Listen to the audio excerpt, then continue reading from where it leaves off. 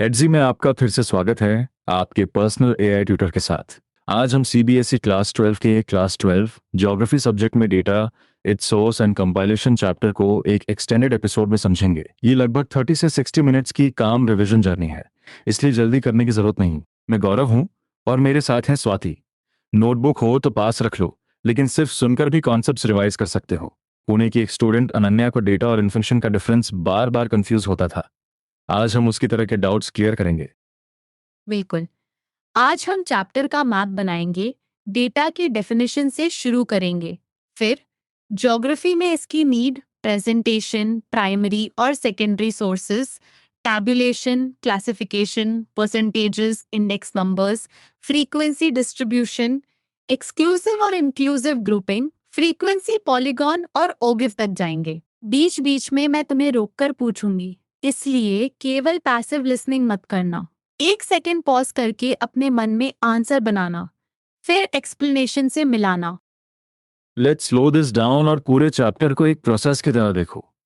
पहले real world से measurements collect होते हैं, फिर रॉ डेटा को ऑर्गेनाइज, क्लासिफाई और टैबुलेट किया जाता है। उसके बाद परसेंटेजेस, रेशियोज या इंडेक्स नंबर्स से कंपैरिजन आसान बनाया जा सकता है। अंत में फ्रीक्वेंसी डिस्ट्रीब्यूशन और ग्राफ से पैटर्न समझे जाते हैं। यानी चैप्टर केवल नंबर्स याद करने का नहीं, बल्कि डेटा से लॉजिकल कंक्लूजन तक पहुंचने का है। और एक इम्पॉर्टेंट स्टडी हैबिट, हर कॉन्सेप्ट के लिए 3 सवाल पूछो। डेटा आया कहाँ से, उसे प्रोसेस कैसे किया गया, और प्रेजेंटेशन से कौन सा कंक्लूजन निकलेगा। अगर तुम इन 3 सवालों का जवाब दे पाते हो तो चैप्टर की अलग अलग हेडिंग्स आपस में जुड़ने लगेंगी। अब सबसे बेसिक क्वेश्चन से शुरू करते हैं। तुम्हारे हिसाब से डेटा क्या होता है? डेटा को चैप्टर नंबर्स के रूप में डिफाइन करता है, जो रियल वर्ल्ड की मेजरमेंट्स रिप्रेजेंट करते हैं। जैसे किसी जगह की रेनफॉल, दो स्थानों के बीच डिस्टेंस, पॉपुलेशन या क्रॉप प्रोडक्शन। एक सिंगल मेजरमेंट को डेटम कहा जाता है, जबकि मल्टीपल मेजरमेंट्स का कलेक्शन डेटा कहलाता है। एग्जाम पॉइंट, डेफिनेशन में नंबर्स, मेजरमेंट्स और रियल वर्ल्ड, इन 3 आइडियाज को जरूर जोड़ना। चलो एग्जाम्पल से चेक करते हैं। बाड़मेर में कंटिन्यूअस रेन 20 सेंटीमीटर्स, या बांसवाड़ा में 24 आवर्स में 35 सेंटीमीटर्स रेन। ये न्यूमेरिकल मेजरमेंट्स हैं, इसलिए डेटा है। न्यू दिल्ली से मुंबई की अलग अलग रेलवे रूट्स की डिस्टेंस भी डेटा है। तुम्हारा आंसर क्या आ रहा था? ध्यान रहे, कोई डिस्क्रिप्टिव स्टेटमेंट अपने आप डेटा नहीं बनता। मेजरमेंट का न्यूमेरिकल फॉर्म यहाँ सेंट्रल है। अब डेटा और इन्फॉर्मेशन का डिफरेंस समझो। रॉ डेटा में नंबर्स मौजूद हो सकते हैं, लेकिन उनसे लॉजिकल कंक्लूजन निकालना कठिन हो सकता है। जब डेटा को प्रोसेस करके किसी क्वेरी का मीनिंगफुल आंसर या आगे की क्वेरीज को जन्म देने वाला मीनिंगफुल स्टिमुलस मिलता है, तो उसे इंफॉर्मेशन कहा जाता है। इसलिए डेटा इनपुट जैसा है और प्रोसेस्ड मीनिंगफुल रिजल्ट इंफॉर्मेशन जैसा। एक कॉमन कंफ्यूजन यही है कि डेटा और इंफॉर्मेशन को सिनोनिम्स मान लिया जाए। अगर नंबर्स बस स्कैटर्ड फॉर्म में पड़े हैं, वे रॉ डेटा हैं। लेकिन वही नंबर्स अरेंज, कैलकुलेट या इंटरप्रेट होकर किसी सवाल का आंसर दें तो इंफॉर्मेशन बनती है। 1 सेकेंड सोचो, एग्जाम में डिफरेंशिएट पूछे तो केवल डेफिनेशंस नहीं, रॉ फॉर्म और मीनिंगफुल इंटरप्रिटेशन का कॉन्ट्रास्ट भी लिखोगे। डेटा बहुत बड़ी मात्रा में उपलब्ध हो सकता है, लेकिन वॉल्यूम अपने आप यूजफुल कंक्लूजन नहीं देता। चैप्टर बताता है कि मेजर्ड इंफॉर्मेशन को एल्गोरिथमिकली डिराइव, लॉजिकली डिड्यूस या स्टैटिस्टिकली कैलकुलेट करके मीनिंगफुल बनाना जरूरी है। यहाँ तुम्हें एग्जैक्ट टेक्निकल वर्डिंग रटने की बजाय प्रोसेस याद रखना है। कलेक्ट, ऑर्गेनाइज, एनालाइज और कंक्लूड, यही डेटा प्रोसेसिंग का बेसिक लॉजिक है। क्विक रिकॉल, डाटम किसे कहेंगे? A single measurement. डाटा किसे कहेंगे? रियल वर्ल्ड मेजरमेंट्स को रिप्रेजेंट करने वाले नंबर्स। इंफॉर्मेशन किसे कहेंगे? किसी क्वेरी का मीनिंगफुल आंसर या ऐसा मीनिंगफुल स्टिमुलस जो आगे सवाल पैदा कर सके। अगर तुमने तीनों अलग अलग बोल दिए तो फाउंडेशन स्ट्रांग है। अब देखते हैं ज्योग्राफी को डेटा की इतनी जरूरत क्यों पड़ती है। जियोग्राफी में मैप्स इंपॉर्टेंट टूल्स हैं, लेकिन फिनोमिना की डिस्ट्रीब्यूशन और ग्रोथ को टेबल्स और क्वांटिटेटिव डेटा से भी एक्सप्लेन किया जाता है। पृथ्वी की सरफेस पर कई फिनोमिना के बीच इंटर रिलेशनशिप होता है, और ये इंटरैक्शंस अनेक वेरिएबल से प्रभावित होते हैं। क्वांटिटेटिव टर्म्स में डेटा इन रिलेशनशिप्स को अधिक क्लियरली एनालाइज करने में मदद करता है, इसलिए जियोग्राफिकल एनालिसिस केवल डिस्क्रिप्शन तक सीमित नहीं रहता। क्रॉपिंग पैटर्न का एग्जाम्पल लो। किसी एरिया को समझने के लिए क्रॉप एरिया, क्रॉप यील्ड और प्रोडक्शन, इरिगेटेड एरिया, रेनफॉल तथा फर्टिलाइजर, इंसेक्टिसाइड्स और पेस्टिसाइड्स जैसे इनपुट्स की स्टैटिस्टिकल इंफॉर्मेशन चाहिए। केवल यह कहना कि वहां एग्रीकल्चर होती है पर्याप्त नहीं होगा। डेटा हमें एक्सटेंट, कंपैरिजन और रिलेशनशिप दिखाता है। यही डिफरेंस क्वालिटेटिव डिस्क्रिप्शन और क्वांटिटेटिव एनालिसिस के बीच है। सिटी ग्रोथ के लिए भी कई वेरिएबल्स चाहिए। टोटल पॉपुलेशन, डेंसिटी, माइग्रेंट्स की संख्या, लोगों का ऑक्यूपेशन और सैलरीज, इंडस्ट्रीज, ट्रांसपोर्टेशन और कम्युनिकेशन के मीन्स। इन फिगर्स के बिना सिटी के ग्रोथ पैटर्न पर प्रिसाइज कंक्लूजन देना कठिन होगा। Exam point: data geographical phenomena की कॉन्सेंट्रेशन, डिस्ट्रीब्यूशन और चेंज को स्पेस और टाइम के अक्रॉस एक्सप्लेन करने में मदद करता है। अब चैप्टर की मेमोरेबल रिवर स्टोरी। एक व्यक्ति ने रिवर की डेप्थ 4 पॉइंट्स पर 0.6, 0.8, 0.9 और 1.5 मीटर्स मापी। एवरेज 0.95 मीटर्स निकला और चाइल्ड की हाइट 1 मीटर थी। उसने एवरेज देखकर क्रॉसिंग कराई, लेकिन चाइल्ड ड्राउन हो गया। बाद में सवाल उठा, लेखा जोखा था है तो बच्चा डूबा कहे। इस स्टोरी का पर्पस एवरेज निकालना सिखाना नहीं, बल्कि स्टैटिस्टिकल फैलेसी दिखाना है। एवरेज डेप्थ 0.95 होने से रिवर के हर पॉइंट पर डेप्थ 0.95 नहीं हो जाती। एक पॉइंट 1.5 मीटर्स था, जो चाइल्ड की हाइट से अधिक था। इसलिए रॉ मेजरमेंट्स की सही प्रेजेंटेशन और कॉन्टेक्स्ट के बिना एवरेज मिसलीडिंग कंक्लूजन दे सकता है। एक सेकंड पॉज करके बताओ, स्टोरी में गलती डेटा कलेक्ट करने में थी या डेटा इंटरप्रेट करने में? सही डायरेक्शन है। मेजरमेंट्स कलेक्ट किए गए थे, लेकिन केवल एवरेज पर भरोसा करके रियल वेरिएशन इग्नोर कर दी गई। इसलिए चैप्टर कहता है कि फैक्ट्स एंड फिगर्स कलेक्ट करना इम्पोर्टेंट है और उनकी प्रेजेंटेशन भी इक्वली इम्पोर्टेंट है। स्टैटिस्टिकल मेथड्स एनालिसिस, प्रेजेंटेशन और कंक्लूजन्स ड्रॉ करने में सिग्निफिकेंट रोल निभाते हैं। ये मेथड्स डेटा कलेक्शन और कंपाइलेशन से लेकर टैबुलेशन, ऑर्गेनाइजेशन, ऑर्डरिंग, एनालिसिस और फाइनल कंक्लूजन तक उपयोगी हैं। यानी डेटा वर्क का कोई एक आइसोलेटेड स्टेप नहीं है। हर स्टेज पर एक्यूरेसी और सूटेबल टेक्निक चाहिए, तभी कंक्लूजन प्रिसाइज और लॉजिकल बनेगा। अब पहला mini recap.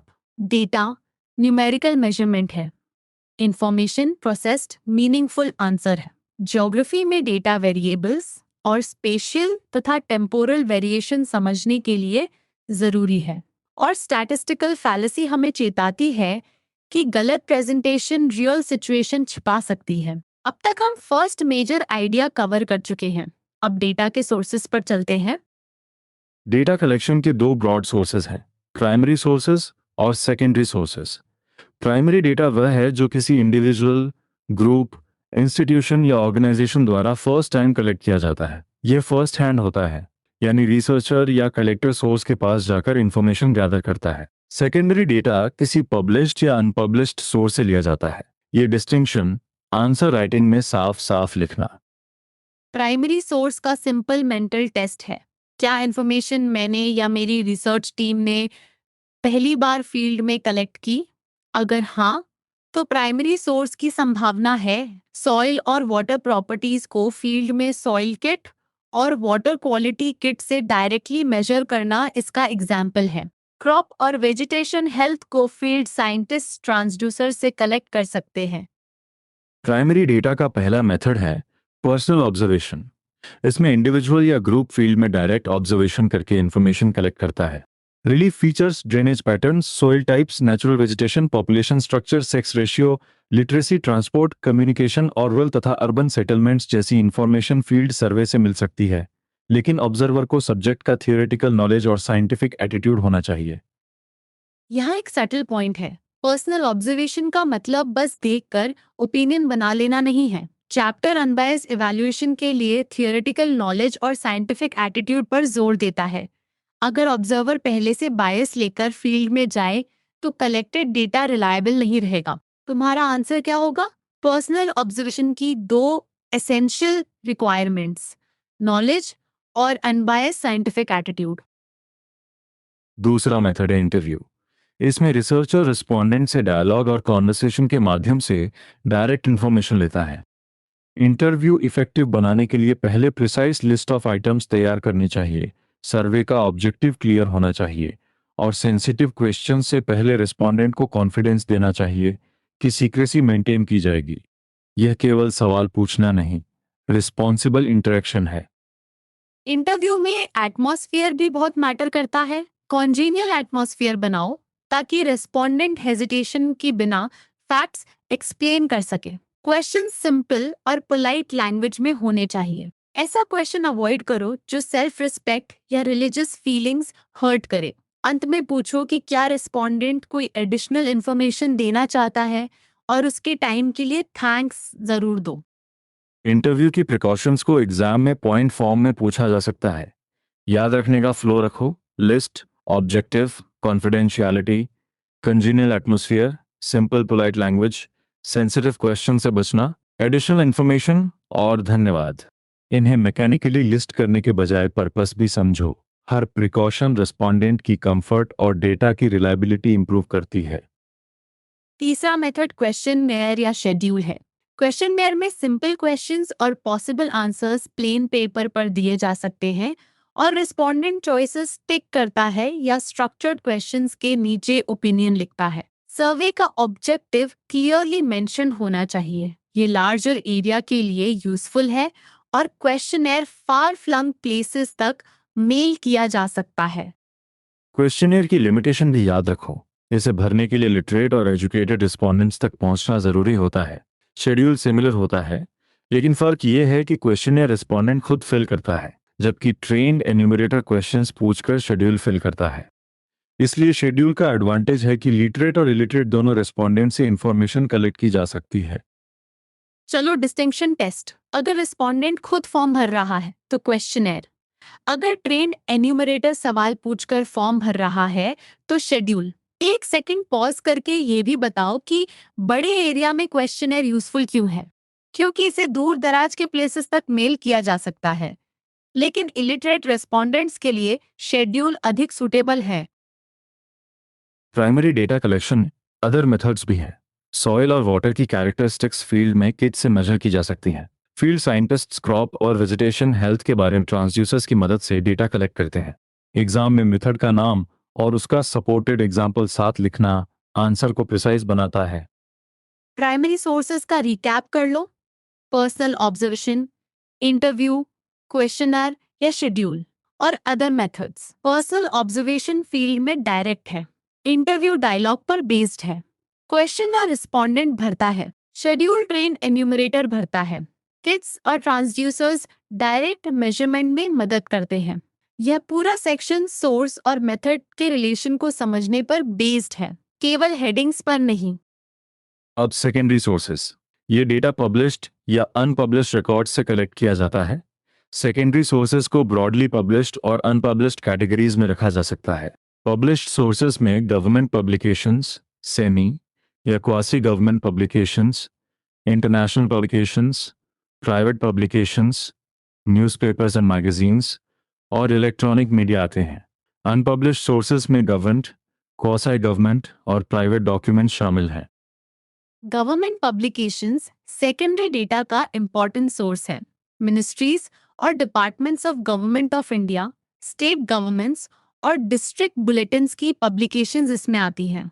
Census of India, national sample survey reports, Indian meteorological department के weather reports, state statistical abstracts और डिफरेंट कमीशंस की पीरियोडिकल रिपोर्ट्स इसके एग्जाम्पल्स हैं। यहाँ पब्लिश्ड रिकॉर्ड और ऑफिशियल सोर्स का आइडिया याद रखो। सेमी या क्वाजी गवर्नमेंट पब्लिकेशंस में urban development authorities, municipal corporations और जिला परिषद की पब्लिकेशंस और रिपोर्ट्स आती हैं। ये पूरी तरह सेंट्रल या स्टेट गवर्नमेंट मिनिस्ट्रीज की पब्लिकेशंस नहीं, बल्कि गवर्नेंस से जुड़े अथॉरिटीज और लोकल बॉडीज के रिकॉर्ड्स हैं। इसलिए नेशनल एजेंसी और लोकल अथॉरिटी के एग्जाम्पल्स को आंसर में अलग रखना यूजफुल रहेगा। International publications different united nations agencies से आती हैं। चैप्टर यूनेस्को, यूएनडीपी, डब्ल्यूएचओ और एफएओ जैसे एजेंसीज का उल्लेख करता है। डेमोग्राफिक ईयरबुक, स्टैटिस्टिकल ईयरबुक और human development report periodically published important publications हैं। अगर क्वेश्चन नेशनल और इंटरनेशनल एजेंसीज कंपेयर करने को कहे तो गवर्नमेंट सोर्सेज के बाद यूनाइटेड नेशंस एजेंसीज और उनके रिपोर्ट्स लिखना स्ट्रॉन्ग स्ट्रक्चर बनाता है। प्राइवेट पब्लिकेशंस में न्यूज़पेपर्स और प्राइवेट ऑर्गेनाइजेशंस द्वारा published yearbooks, surveys, research reports और मोनोग्राफ्स शामिल हैं। न्यूज़पेपर्स और मैगजीन्स, डेली न्यूज़पेपर्स तथा वीकली, फोर्टनाइटली और monthly magazines easily accessible secondary data sources हैं।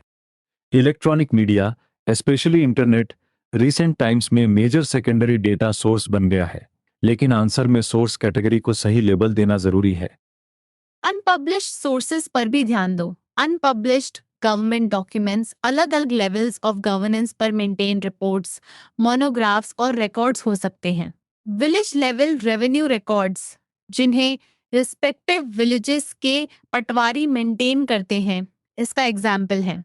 क्वासी गवर्नमेंट रिकॉर्ड्स में म्यूनिसिपल कॉरपोरेशंस, डिस्ट्रिक्ट काउंसिल्स और सिविल सर्विसेज डिपार्टमेंट्स के पीरियोडिकल रिपोर्ट्स और डेवलपमेंट प्लान्स आते हैं। Private documents unpublished secondary sources की तीसरी कैटेगरी है। इनमें कंपनीज, ट्रेड यूनियंस, पॉलिटिकल और अपॉलिटिकल ऑर्गेनाइजेशंस तथा रेसिडेंट्स वेलफेयर एसोसिएशंस के अनपब्लिश्ड रिपोर्ट्स और रिकॉर्ड्स शामिल हैं। अब एक यूजफुल क्लासिफिकेशन बनाओ। पब्लिश्ड में government, quasi government, international, private, newspapers और इलेक्ट्रॉनिक मीडिया। अनपब्लिश्ड में government documents, quasi government records और प्राइवेट डॉक्यूमेंट्स। तुम्हारा quick challenge, 5 secondary sources enumerate करने हो तो क्या लिखोगे? Government publications, international publications, newspapers and magazines, electronic media और प्राइवेट पब्लिकेशंस लिख सकते हो। अगर नेशनल और इंटरनेशनल एजेंसीज वाला लॉन्ग आंसर हो तो केवल नेम्स मत लिखना। Census, weather reports, United Nations reports जैसे एग्जाम्पल्स देकर उनका रोल बताना। अब तक प्राइमरी और सेकेंडरी सोर्सेज का मेजर डिस्टिंक्शन क्लियर होना चाहिए। Primary first time first hand collection है। सेकेंडरी पब्लिश्ड या अनपब्लिश्ड एग्जिस्टिंग रिकॉर्ड से लिया जाता है। एक सोर्स को पहचानने के लिए ये मत देखो कि डेटा नया लगता है या पुराना, देखो कि रिसर्चर ने उसे खुद कलेक्ट किया या किसी रिकॉर्ड से लिया। यही एग्जाम में कॉन्सेप्चुअल क्लैरिटी दिखाएगा। अगर इस डिस्टिंक्शन पर तुम्हारा एग्जैक्ट डाउट हो तो एडजी में क्वेश्चन को छोटे स्टेप्स में तोड़कर पूछ सकते हो। पहले सोर्स आइडेंटिफाई करो, फिर कलेक्शन का तरीका, फिर कैटेगरी। ऐसे एक्टिव रिकॉल में आंसर खुद बनाना पड़ता है, इसलिए केवल नोट्स पढ़ने से बेहतर कंसेप्चुअल चेक हो जाता है।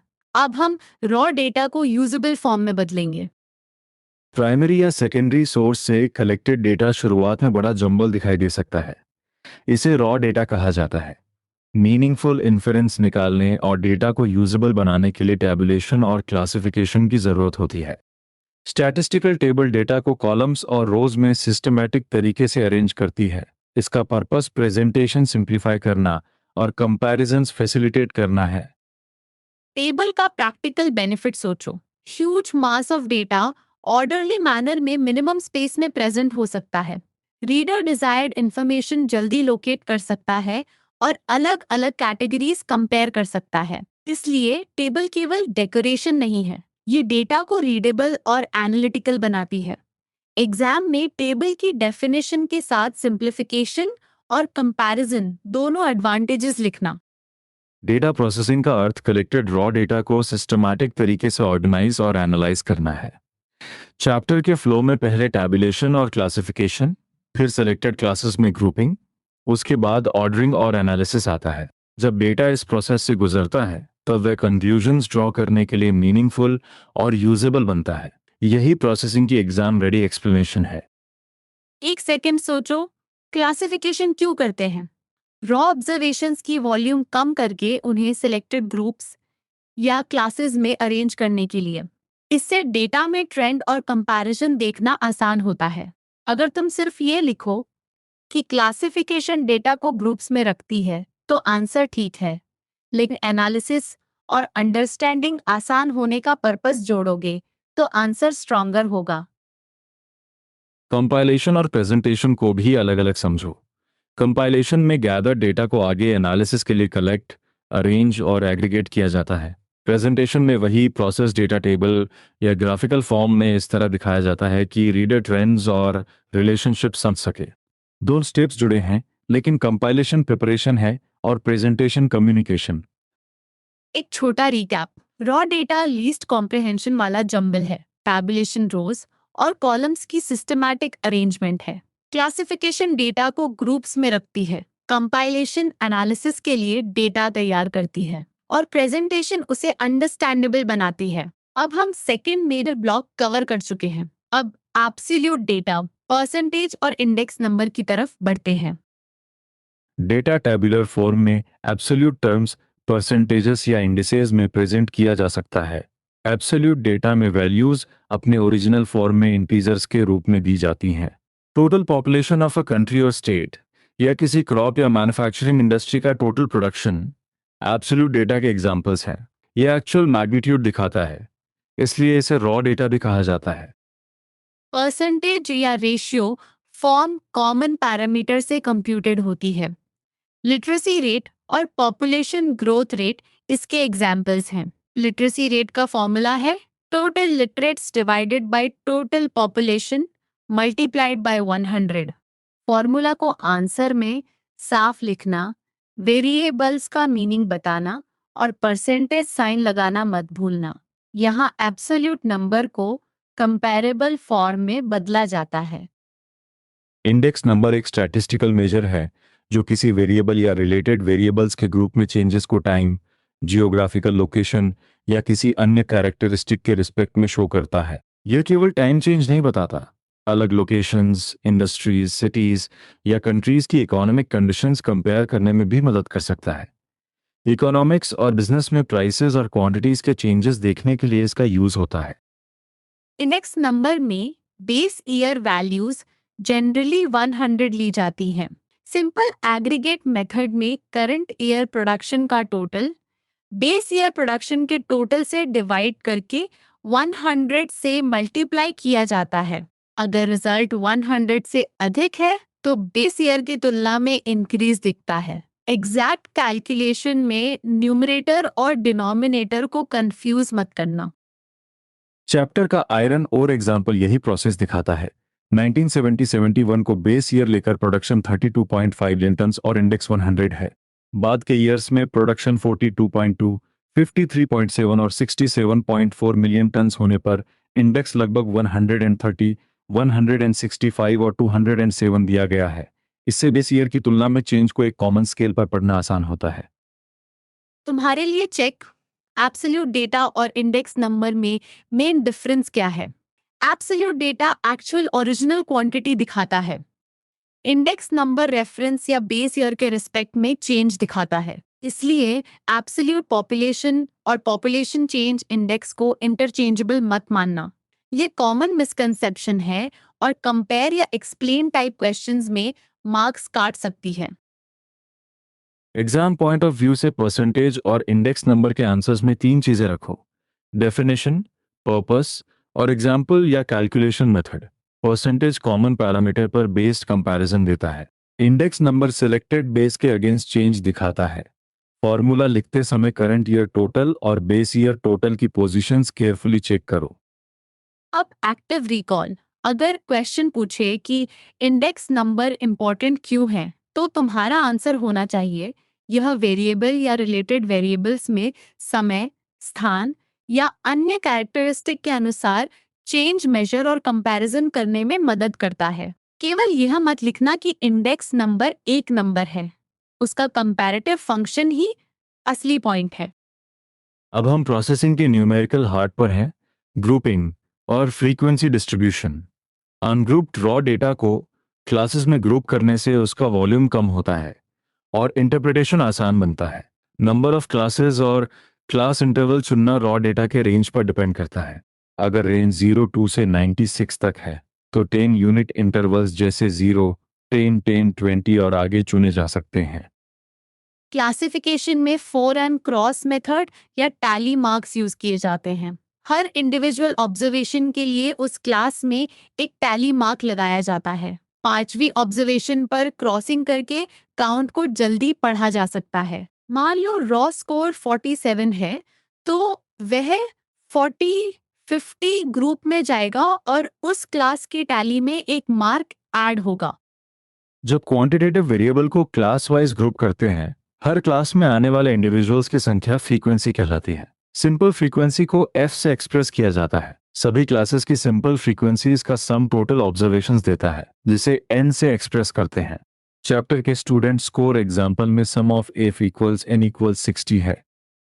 अब सिंपल फ्रीक्वेंसी पर क्विक क्वेश्चन। अगर किसी क्लास में 40 से 50 के बीच 6 ऑब्जर्वेशंस हैं, तो उस क्लास की सिंपल फ्रीक्वेंसी क्या होगी? 6 और सभी क्लासेस की फ्रीक्वेंसीज जोड़ने पर क्या मिलेगा? टोटल नंबर ऑफ ऑब्जर्वेशंस यानी n। फ्रीक्वेंसी को क्लास इंटरवल न समझना, क्लास इंटरवल रेंज है। फ्रीक्वेंसी उस रेंज में ऑब्जर्वेशंस की काउंट है। क्यूम्युलेटिव फ्रीक्वेंसी को CF से एक्सप्रेस किया जाता है। यह सक्सेसिव सिंपल फ्रीक्वेंसीज को प्रीवियस सम के साथ ऐड करके मिलती है। चैप्टर के एग्जाम्पल में पहली फ्रीक्वेंसी 4 है, अगली 5 को 4 में ऐड करने पर 9 मिलता है, फिर अगली फ्रीक्वेंसीज जुड़ती जाती हैं और अंतिम क्यूमुलेटिव फ्रीक्वेंसी 60 तक पहुंचती है। अंतिम CF हमेशा n या सम ऑफ f के बराबर होती है। क्यूमुलेटिव फ्रीक्वेंसी का फायदा यह है कि हमें क्यूमुलेटिव काउंट जल्दी पता चल जाता है। एग्जाम्पल में 27 इंडिविजुअल्स का स्कोर 50 से कम था और 60 में से 45 इंडिविजुअल्स का स्कोर 70 से कम था। सिंपल फ्रीक्वेंसी एक क्लास की काउंट बताती है, जबकि क्यूमुलेटिव फ्रीक्वेंसी उस पॉइंट तक की टोटल काउंट बताती है। ये डिफरेंस बहुत इंपॉर्टेंट है। एक न्यूमेरिकल हैबिट बनाओ। फ्रीक्वेंसी टेबल पढ़ते समय पहले क्लास इंटरवल देखो, फिर f और CF अलग अलग आइडेंटिफाई करो। f को जोड़कर n वेरीफाई करो, CF को सक्सेसिव एडिशन से वेरीफाई करो। अगर लास्ट CF टोटल ऑब्जर्वेशन से मैच नहीं करती तो टैली या एडिशन में एरर है। यह छोटी चेकिंग प्रैक्टिकल क्वेश्चंस में एक्यूरेसी बचाती है। एक क्विक रिकैप और फिर नया डिस्टिंक्शन। ग्रुपिंग में रेंज और क्लास इंटरवल डिसाइड होते हैं। टैली मार्क्स ऑब्जर्वेशंस काउंट करने में मदद करते हैं। सिंपल फ्रीक्वेंसी f किसी एक ग्रुप की काउंट है। Cumulative frequency CF previous frequencies को जोड़ती जाती है। अब सवाल है, क्लास लिमिट्स को इंटरप्रेट करने के लिए एक्सक्लूसिव और इंक्लूसिव मेथड्स में क्या डिफरेंस है? एक्सक्लूसिव मेथड में एक ग्रुप की अपर लिमिट अगली क्लास की लोअर लिमिट के बराबर होती है, जैसे 20, 30 और 30, 40।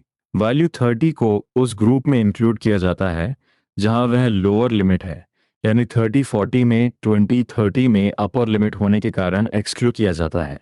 इसलिए ग्रुप अपर लिमिट को एक्सक्लूड करता है। एक्सक्लूसिव मेथड को नंबर्स की लिस्ट से समझो।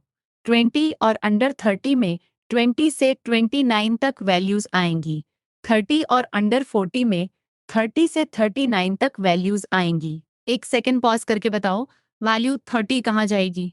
30, 40 ग्रुप में। यही मार्जिनल वैल्यू वाला पॉइंट स्टूडेंट्स अक्सर उलट देते हैं। इंक्लूसिव मेथड में अपर और लोअर दोनों लिमिट्स उसी ग्रुप में इंक्लूड होती हैं। क्लासेस 0, 9, 10, 19, 20, 29 या 50, 59 की तरह लिखी जाती हैं। 50, 59 ग्रुप में 50 से 59 तक 10 वैल्यूज आती हैं। ध्यान रहे, एक्सक्लूसिव में अपर लिमिट एक्सक्लूडेड होती है, इंक्लूसिव में अपर लिमिट इंक्लूडेड होती है। मैं एक स्टेटमेंट बोलती हूँ, तुम मेंटली जज करो।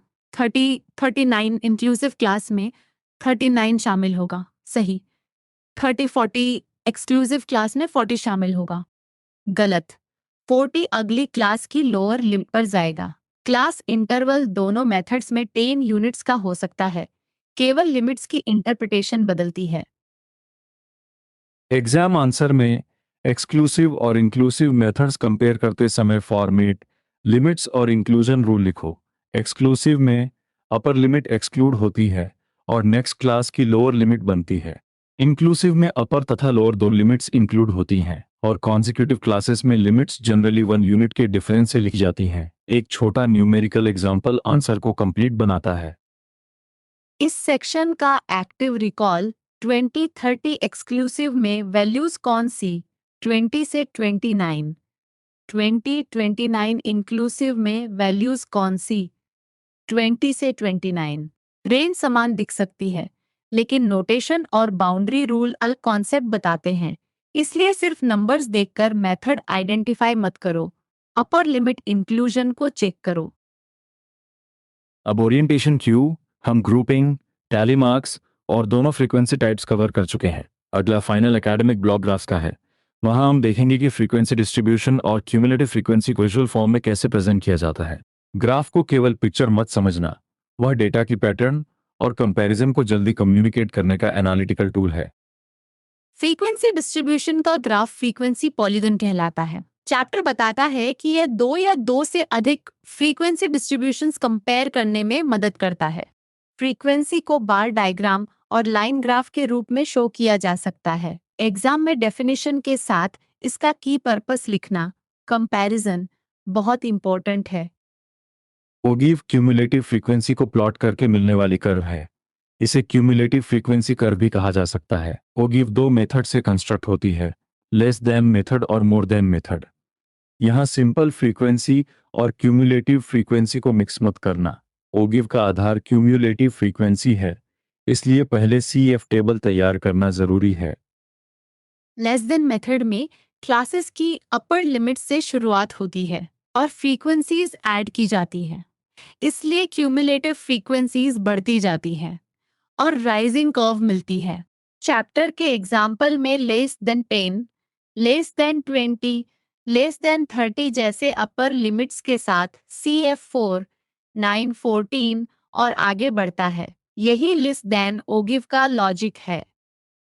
मोर देन मेथड में लोअर लिमिट से शुरुआत होती है। क्यूमुलेटिव फ्रीक्वेंसी से हर क्लास की फ्रीक्वेंसी सब्ट्रैक्ट की जाती है, इसलिए वैल्यूज घटती जाती है और डिक्लाइनिंग कर्व मिलती है। Less than method upper limits और एडिशन पर बेस्ड है, more than method lower limits और सब्ट्रैक्शन पर। यह पेयर एग्जाम में कंपेयर या एक्सप्लेन करने के लिए कॉमनली टेस्टेड हो सकता है। Graph check. फ्रीक्वेंसी पॉलीगॉन किस फ्रीक्वेंसी डिस्ट्रीब्यूशन को रिप्रेजेंट करता है? फ्रीक्वेंसी डिस्ट्रीब्यूशन ओगिव किसे प्लॉट करती है? Cumulative frequency. Less than ogive की कर्व जनरली राइजिंग होती है, मोर देन ओगिव की डिक्लाइनिंग। एक सेकंड पॉज करके अपने नोटबुक में इन 4 कीवर्ड्स को लिखो: polygon, cumulative, upper limit, lower limit. Chapter exercises के क्वेश्चन पैटर्न्स भी देखो। शॉर्ट आंसर्स में डेटा और इंफॉर्मेशन डिफरेंशिएट करना, डेटा प्रोसेसिंग एक्सप्लेन करना, टेबल के फुटनोट का एडवांटेज बताना, प्राइमरी सोर्सेज डिफाइन करना और 5 सेकेंडरी सोर्सेज एन्यूमरेट करना आ सकता है। लॉन्ग आंसर्स में नेशनल और इंटरनेशनल एजेंसीज डिस्कस करना या इंडेक्स नंबर की इंपॉर्टेंस और कैलकुलेशन एक्सप्लेन करना शामिल है। आंसर राइटिंग स्ट्रैटेजी सिंपल रखो। 30 वर्ड आंसर में डेफिनेशन और 1 प्रिसाइज डिस्टिंक्शन या एडवांटेज दो। 125 वर्ड आंसर में इंट्रोडक्शन, कैटेगरीज, एग्जाम्पल्स और कंक्लूडिंग लाइन रखो। अगर इंडेक्स नंबर पूछा जाए तो base year, formula, current production और कंपैरिजन एक्सप्लेन करो। अगर एजेंसी पूछी जाए तो नेशनल और इंटरनेशनल ग्रुप्स अलग हेडिंग्स में रखो। प्रैक्टिकल प्रिपरेशन के लिए चैप्टर की एक्टिविटी फॉलो कर सकते हो। ज्योग्राफी यूनिट टेस्ट में मिले मार्क्स को ग्रुप फ्रीक्वेंसी डिस्ट्रीब्यूशन में रिप्रेजेंट करो, फिर अपनी क्लास के लास्ट ज्योग्राफी टेस्ट रिजल्ट्स लेकर वही प्रोसेस दोहराओ। इससे raw data, class intervals, tally marks, simple frequency और क्यूमुलेटिव फ्रीक्वेंसी केवल पढ़े हुए टर्म्स नहीं रहेंगे, तुम खुद पूरी कंपाइलेशन प्रोसेस परफॉर्म करोगे।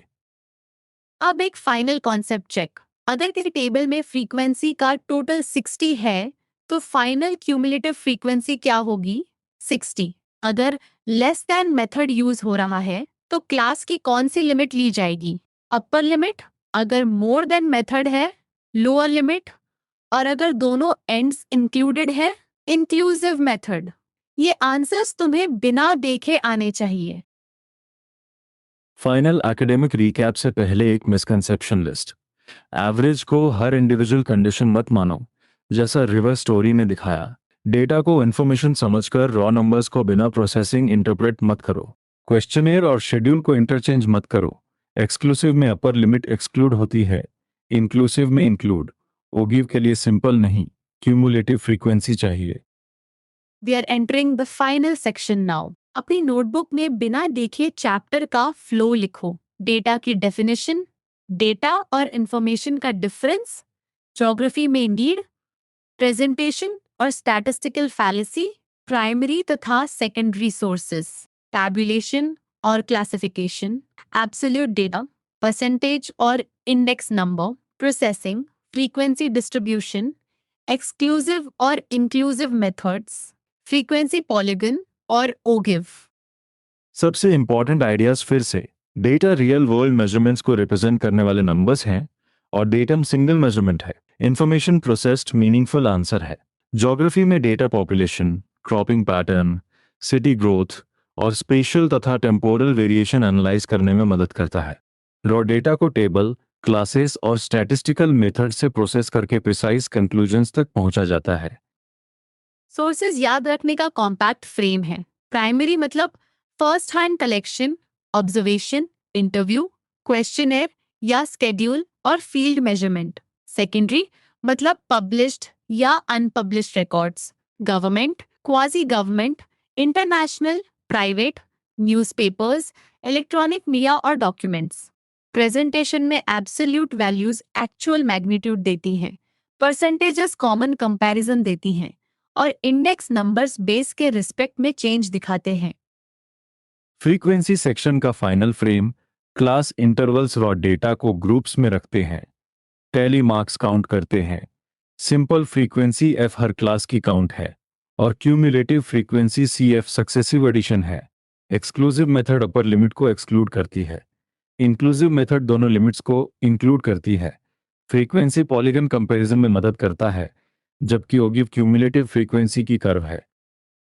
अब कॉन्क्रीट चैलेंज।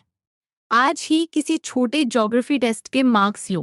पहले रॉ लिस्ट लिखो, फिर 10 यूनिट या सूटेबल क्लास इंटरवल्स चुनो, टैली मार्क्स लगाओ, एफ निकालो, सीएफ बनाओ और चेक करो कि फाइनल सीएफ टोटल ऑब्जर्वेशंस के बराबर है। उसके बाद अपने वर्ड्स में बताओ कि तुम्हारा डेटा इंफॉर्मेशन कैसे बना। अगर अटक जाओ तो एडजी से स्टेप बाय स्टेप डाउट पूछकर आंसर खुद कंस्ट्रक्ट करना। आज का कॉमन मिस्टेक, आखिरी बार डेटा कलेक्ट करना पर्याप्त नहीं, सही कंपाइलेशन, प्रेजेंटेशन और इंटरप्रिटेशन भी उतने ही जरूरी हैं। रिवर्स स्टोरी की तरह एवरेज देखकर पूरी सिचुएशन अज्यूम मत करना। क्लास 12 ज्योग्राफी के data, it's source and compilation chapter को अब डेफिनेशंस की लिस्ट नहीं, एक कंप्लीट एनालिटिकल प्रोसेस की तरह देखो। नोटबुक बंद करने से पहले अपना फ्लो रिकॉल करो और कॉन्फिडेंस के साथ आगे बढ़ो। बहुत अच्छा काम। अगर आज सब कुछ एक बार में परफेक्ट याद नहीं हुआ तो चिंता मत करो। एक्टिव रिकॉल से दोबारा बोलो, अपनी फ्रीक्वेंसी टेबल चेक करो और अगले रिवीजन में वही कॉन्सेप्ट्स फिर टेस्ट करो। एडजी के साथ तुम अपने एग्जैक्ट डाउट्स को क्वेश्चन में बदलकर धीरे धीरे मास्टरी बिल्ड कर सकते हो। मैं स्वाति हूँ और गौरव के साथ आज की स्टडी सेशन यहीं खत्म करते हैं। जुड़े रहो, कामली रिवाइज करो और अगली बार फिर मिलते हैं।